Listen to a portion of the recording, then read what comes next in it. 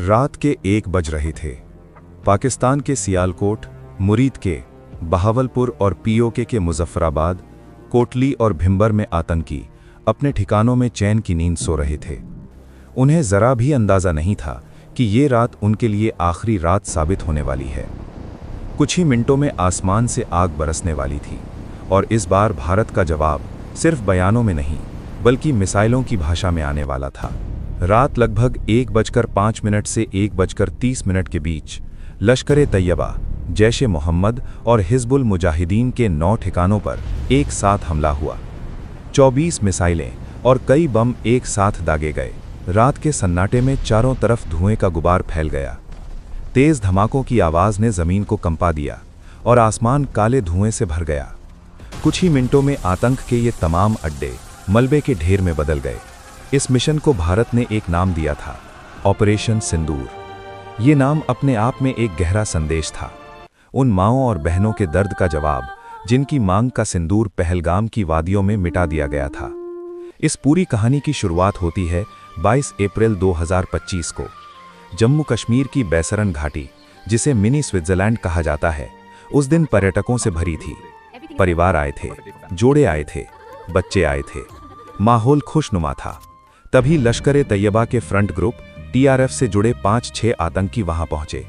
उन्होंने लोगों को घेरा, एक एक इंसान से पूछा, तुम्हारा धर्म क्या है? जिसने खुद को हिंदू बताया उसे गोली मार दी गई। जो कलमा नहीं पढ़ पाए उन्हें बेरहमी से मार दिया गया। सिर्फ धर्म पूछकर, सिर्फ धर्म के आधार पर 26 बेगुनाह पुरुषों की जान ले ली गई। ये पाकिस्तान प्रायोजित आतंकवाद का कोई पहला चेहरा नहीं था। 2001 का संसद हमला, 2008 का 26/11 मुंबई हमला, पठानकोट, उरी, पुलवामा। पिछले 2-3 दशकों में भारत ने बार बार ये दर्द झेला था, लेकिन पहलगाम का हमला इन सब से अलग था।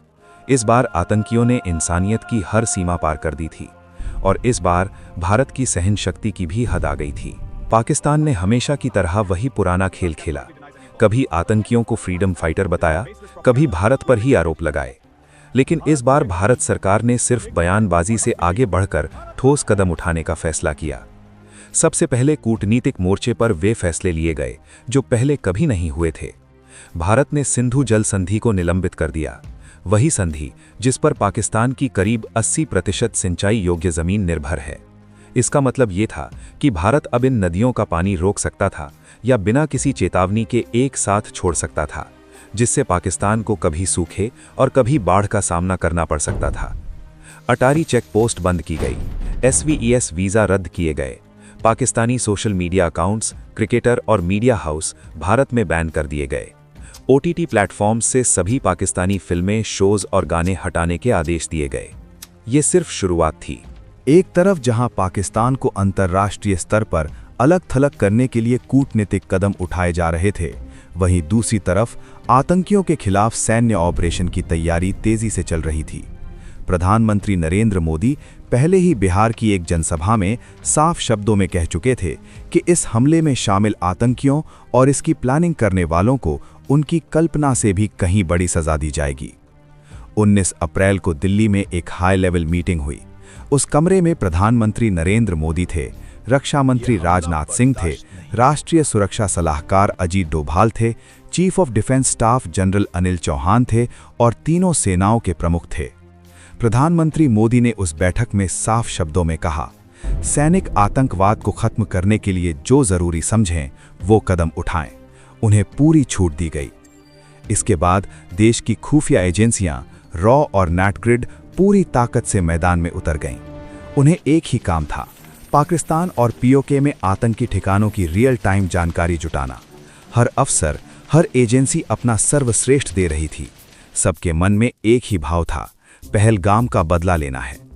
बहुत कम समय में कुल 21 आतंकी ठिकानों की पूरी जानकारी इकट्ठी हो गई। इन 21 में से 9 सबसे अहम और खतरनाक ठिकाने चुने गए, वही जगहें जहां से पुलवामा, 26/11 और पहलगाम जैसे बड़े हमलों की साजिश रची गई थी। इन 9 ठिकानों पर लगातार निगरानी रखी जाने लगी। NSA अजीत डोभाल ने इन 9 टारगेट्स को फाइनल किया। 5 मई तक पूरे ऑपरेशन का ब्लूप्रिंट तैयार था। प्रधानमंत्री से मंजूरी मांगी गई और बिना देर किए उन्होंने हां कह दी। पहलगाम में आतंकियों ने हिंदू महिलाओं का सुहाग उजाड़ा था। उसी दर्द और उसी इंसाफ की भावना से इस मिशन का नाम रखा गया, ऑपरेशन सिंदूर। ऑपरेशन शुरू करने से पहले हर छोटी बड़ी डिटेल को ध्यान से चेक किया गया। हर संभावित जोखिम का पूरा आंकलन किया गया ताकि किसी भी गलती की कोई गुंजाइश न रहे। इस मिशन के लिए भारतीय वायुसेना की एक मजबूत टीम बनाई गई। राफेल, मिराज 2000 और सू-30 MKI जैसे एडवांस्ड फाइटर जेट्स तैनात किए गए। सभी एयरक्राफ्ट को भारतीय एयर स्पेस में रहते हुए ही ऑपरेशन करना था। राफेल और मिराज को फ्रंट लाइन पर अटैक एग्जीक्यूट करने की जिम्मेदारी थी, जबकि सू-30 MKI एयर डिफेंस कवर देने के लिए तैनात था। हथियारों का चुनाव भी बेहद सटीक था। स्कैल्प एक क्रूज मिसाइल है जो लगभग 550 किलोमीटर दूर के टारगेट को पिन पॉइंट सटीकता से तबाह कर सकती है और बेहद नीचे उड़ने के कारण दुश्मन के रडार इसे पकड़ नहीं पाते। ब्रह्मोस एक सुपरसोनिक क्रूज मिसाइल है जिसे भारत और रूस ने मिलकर बनाया है। इसकी स्पीड आवाज से 3 गुना ज्यादा है और ये 500 किलोमीटर तक मार कर सकती है। फ्रांस की तकनीक से बना हैमर बम 250 से 1000 किलो का पेलोड लेकर बिना GPS के भी 70 किलोमीटर दूर के टारगेट को नष्ट कर सकता है। स्पाइस 2000 बम भी इस ऑपरेशन का अहम हिस्सा था। ऑपरेशन से पहले कामिकाजे ड्रोन्स एनिमी टेरिटरी में घुसकर लगातार सर्वेलेंस कर रहे थे। उनसे रियल टाइम और सटीक इनपुट्स मिल रहे थे ताकि किसी भी तरह की गलती की कोई गुंजाइश न रहे। भारत ने जो 9 सबसे महत्वपूर्ण टारगेट चुने थे, उनमें से 5 POK में LOC से कुछ ही किलोमीटर की दूरी पर थे। बाकी 4 टारगेट पाकिस्तान के अंदर अंतर्राष्ट्रीय सीमा से 6 किलोमीटर से लेकर करीब 100 किलोमीटर तक भीतर मौजूद थे। भारतीय वायुसेना के साथ साथ भारतीय थल सेना और नौसेना को भी स्टैंड बाय पर रखा गया था, ताकि ऑपरेशन के बाद अगर जमीन या समुद्र पर कोई टकराव होता है तो तुरंत जवाब दिया जा सके। 6 और 7 मई की दरमियानी रात को राफेल, सुखोई 30 MKI और मिराज फाइटर जेट्स मिसाइलों और बमों से लैस होकर भारतीय सीमा के अंदर ही अपने अपने टारगेट से सुरक्षित दूरी पर पोजीशन ले चुके थे।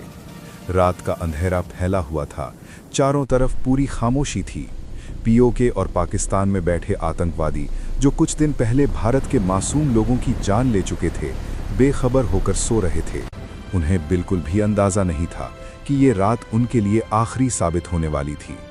रात के 1 बजे के बाद जब चारों तरफ पूरी तरह सन्नाटा था, उसी वक्त भारत की तरफ से पहला हमला शुरू हुआ। सबसे पहले निशाना बना POK की राजधानी मुजफ्फराबाद में लश्कर-ए-तैयबा का सवाई नाला ट्रेनिंग कैंप, वही जगह जहां से ट्रेनिंग लेकर आए आतंकियों ने 2024 में सोनमर्ग, गुलमर्ग और 22 अप्रैल 2025 को पहलगाम में भारत के निर्दोष लोगों की जान ली थी। जैसे ही सर्विलेंस ड्रोन से ग्रीन सिग्नल मिला, भारतीय फाइटर जेट्स ने मिसाइलें और बम दागने शुरू किए। कुछ ही सेकंड में सवाई नाला कैंप की इमारतें आग के गोलों में बदल रहीं। तेज धमाकों की आवाजें चारों तरफ गूंज उठीं और आसमान काले धुएं से भर गया। कई आतंकी वहीं मारे गए और जो बचने की कोशिश कर रहे थे वे गिरती इमारतों के मलबे में दब गए। अगला टारगेट था मुजफ्फराबाद में ही LOC से करीब 15 किलोमीटर दूर जैश-ए-मोहम्मद का सैयदुना बिलाल कैंप, जहां नए रिक्रूट्स को हथियार चलाना, विस्फोटक बनाना और फिदाइन हमलों की ट्रेनिंग दी जाती थी। तीसरा टारगेट था POK के कोटली इलाके में लश्कर-ए-तैयबा का गुलपुर कैंप। इसी कैंप से ट्रेनिंग लेकर आए आतंकियों ने अप्रैल 2023 और जून 2024 में पुंछ में तीर्थयात्रियों से भरी बसों पर हमले किए थे। सैयदुना बिलाल कैंप और गुलपुर कैंप पर मिसाइलों और बमों की लगातार बारिश होने लगी। इस पूरे दौरान प्रधानमंत्री नरेंद्र मोदी लगातार NSA अजीत डोभाल के संपर्क में थे और ऑपरेशन की हर अपडेट ले रहे थे। इसके बाद उसी इलाके में लश्कर-ए-तैयबा का बरनाला कैंप और कोटली में जैश-ए-मोहम्मद का अब्बास कैंप भी तबाह कर दिया गया। बरनाला कैंप में लश्कर अपने आतंकियों को हथियार चलाना, फर्जी ID बनाना और जंगल में सर्वाइव करने की ट्रेनिंग देता था। अब्बास कैंप, जिसकी क्षमता करीब 15 आतंकियों की थी, वो जैश-ए-मोहम्मद के फिदाइन तैयार करता था। जैसे ही फाइनल क्लियरेंस मिली, एक के बाद एक कई मिसाइलें आसमान से गिरीं और दोनों आतंकी ठिकाने पूरी तरह तबाह हो गए। भारतीय फाइटर जेट्स अब भारतीय एयर स्पेस में रहते हुए पाकिस्तान के अंदर भी निशाने साध रहे थे। ऑपरेशन पूरी प्लानिंग, स्पीड और सटीकता के साथ अपने अगले फेज की ओर बढ़ चुका था। पाकिस्तान के अंदर पहला टारगेट था सियालकोट में जैश ए मोहम्मद का सरजाल कैंप। मार्च 2025 में जम्मू और कश्मीर में 4 भारतीय सैनिकों की हत्या में शामिल आतंकियों को यहीं तैयार किया गया था। उसी इलाके में हिजबुल मुजाहिदीन का महमूना जोया कैंप भी था। पठानकोट एयरबेस हमले की प्लानिंग यहीं से हुई थी। भारतीय एयर स्पेस में रहते हुए फाइटर जेट्स ने सियालकोट के इन दोनों टेरर कैंप्स पर मिसाइलें और बम दागे। हथियार अपने तय किए गए टारगेट्स पर जाकर इतने जोर से फटे कि कुछ ही पलों में दोनों कैंप्स मलबे में बदल गए।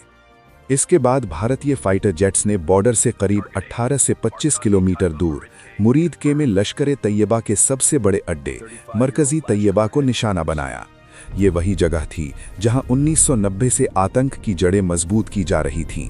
2008 के मुंबई हमले के लिए अजमल कसाब और उसके साथियों को यहीं ट्रेनिंग दी गई थी। डेविड हेडली और तहव्वुर राणा जैसे साजिशकर्ताओं को भी यहीं तैयार किया गया था। जब इस कैंप के एग्जैक्ट कोऑर्डिनेट्स सामने आए तो ऑपरेशन से जुड़े जवानों के अंदर सालों का दर्द और गुस्सा और तेज हो गया। ये सिर्फ एक टारगेट नहीं था, बल्कि उन लोगों का ठिकाना था जिन्होंने पूरे देश को दहला दिया था। मिसाइलें पाकिस्तान के एयर डिफेंस रडार से बचते हुए मरकजी तैयबा पर जा गिरीं। जोरदार धमाकों से जमीन कांप उठी और कुछ ही पलों में ये आतंक का किला पूरी तरह ढह गया।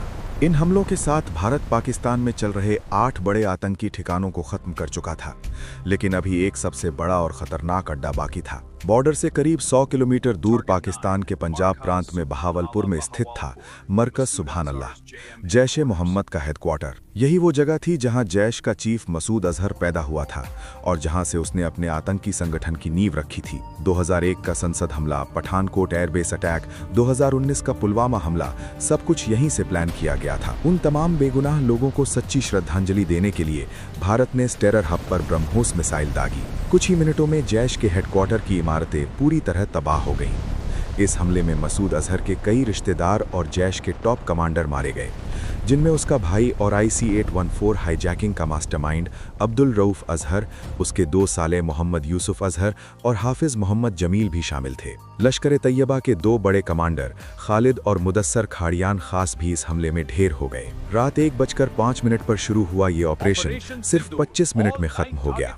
9 बड़े आतंकी ठिकाने पूरी तरह नष्ट, 100 से ज्यादा आतंकवादी ढेर। इस ऑपरेशन का असर इतना गहरा था कि मसूद अजहर पूरी तरह टूट गया। उसके 10 रिश्तेदार और 4 करीबी लोग मारे गए थे। हालात ऐसे हो गए कि उसने ये तक कह दिया कि काश वो भी उनके साथ मारा गया होता। इस पूरे घटनाक्रम में एक खास बात ये रही कि भारत के ऑपरेशन से करीब 3 घंटे पहले पाकिस्तानी वायुसेना ने सोशल मीडिया प्लेटफॉर्म एक्स पर भारत का मजाक उड़ाते हुए एक पोस्ट डाली थी। उसमें लिखा था, शांति से सो जाओ क्योंकि PAF जाग रही है। लेकिन इसके 3 घंटे बाद ही भारत ने पाकिस्तान के आतंकी ठिकानों पर हमला कर उन्हें पूरी तरह तबाह कर दिया और पाकिस्तान को असली मायनों में जगा दिया। आतंकी ठिकाने तबाह होने के बाद पाकिस्तान घबरा गया।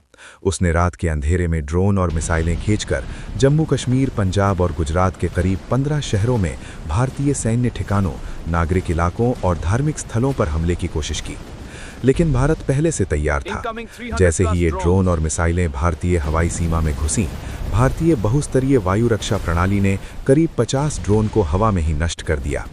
इसी दौरान लाहौर में मौजूद पाकिस्तान का एयर डिफेंस रडार और पूरा डिफेंस सिस्टम भारतीय फोर्सेस की कार्रवाई में पूरी तरह निष्क्रिय कर दिया गया। पाकिस्तान की ये साजिश पूरी तरह नाकाम रही। इसके जवाब में भारतीय सशस्त्र बलों ने पाकिस्तान के 11 एयरबेसों पर कड़ी कार्रवाई की। पाकिस्तान को भारी नुकसान हुआ और उसे पीछे हटने पर मजबूर होना पड़ा। पाकिस्तान के रक्षा मंत्री ख्वाजा आसिफ के बयान और असलियत में जमीन आसमान का फर्क था। एक तरफ वो कह रहे थे कि हमले रोको तो हम भी रुकेंगे, और दूसरी तरफ पाकिस्तानी सेना LOC पर भारत के रिहायशी इलाकों को लगातार निशाना बना रही थी। सबसे ज्यादा गोलीबारी पुंछ इलाके में हुई। इस फायरिंग में 12 बेगुनाह लोगों की मौत हो गई, जिनमें 4 मासूम बच्चे भी शामिल थे। इसी हमले में भारतीय सेना के लांस नायक दिनेश कुमार शहीद हो गए। उन्होंने अपनी जान देकर यह साबित कर दिया कि भारत का हर जवान आखिरी दम तक मातृभूमि की रक्षा के लिए खड़ा रहता है। ऑपरेशन की सफलता के कुछ ही घंटों बाद 7 मई की दोपहर को भारत सरकार ने एक प्रेस कॉन्फ्रेंस की। इस मंच पर विदेश सचिव विक्रम मिस्री, भारतीय वायुसेना की विंग कमांडर व्योमिका सिंह और भारतीय सेना की कर्नल सोफिया कुरैशी मौजूद थीं। ये कोई सामान्य प्रेस कॉन्फ्रेंस नहीं थी, बल्कि आतंक के खिलाफ भारत का एक मजबूत और प्रतीकात्मक संदेश था। पहलगाम में आतंकियों ने लोगों से उनका धर्म पूछकर उन्हें मारा था और महिलाओं से कहा था, जाकर अपनी सरकार को बता देना। उसी सोच को जवाब देने के लिए एक हिंदू और एक मुस्लिम महिला अधिकारी को सामने लाया गया। भारत ने दुनिया को दिखा दिया, ये धर्म के आधार पर बटा हुआ देश नहीं है, बल्कि एकजुट राष्ट्र है। कर्नल सोफिया कुरैशी और विंग कमांडर व्योमिका सिंह ने लाइव वीडियो सबूतों के साथ बताया कि ऑपरेशन सिंदूर के तहत पीओके में 5 और पाकिस्तान में 4 आतंकी ठिकानों को निशाना बनाया गया और सभी को पूरी तरह नष्ट कर दिया गया। ऑपरेशन के तुरंत बाद विदेश मंत्री एस जयशंकर और एनएसए डोभाल ने अमेरिका, ब्रिटेन, रूस, सऊदी अरब और यूएई जैसे देशों को इस कार्रवाई की जानकारी दी। दुनिया के कई बड़े देशों ने भारत की इस कार्रवाई को आतंकवाद के खिलाफ जरूरी कदम बताया और इस बार भारत की विपक्षी पार्टियों ने भी कोई सवाल नहीं उठाया। सबने सेना की सराहना की और देश की एकजुटता दिखाई। ऑपरेशन सिंदूर ने यह साबित कर दिया कि भारत अब 2016 की सर्जिकल स्ट्राइक और 2019 की बालाकोट एयर स्ट्राइक से भी कई कदम आगे जा चुका है। पहली बार भारत ने अंतर्राष्ट्रीय सीमा से करीब 100 किलोमीटर अंदर जाकर आतंकी ठिकानों को तबाह किया, वो भी बिना किसी नागरिक नुकसान के। ये ऑपरेशन भारत की अब तक की सबसे बड़ी और सबसे सटीक सैन्य कार्रवाई थी। ऑपरेशन सिंदूर सिर्फ एक सैन्य अभियान का नाम नहीं है, ये 26 परिवारों के आंसुओं का जवाब है। ये उन माओं की पीड़ा का प्रतिशोध है जिनके बेटे पहलगाम की वादियों में धर्म पूछकर मारे गए। और ये भारत का वो अटल संदेश है जो अब किसी अनुवाद का मोहताज नहीं। जो भारत की ओर आंख उठाकर देखेगा, उसे उसी की भाषा में जवाब दिया जाएगा।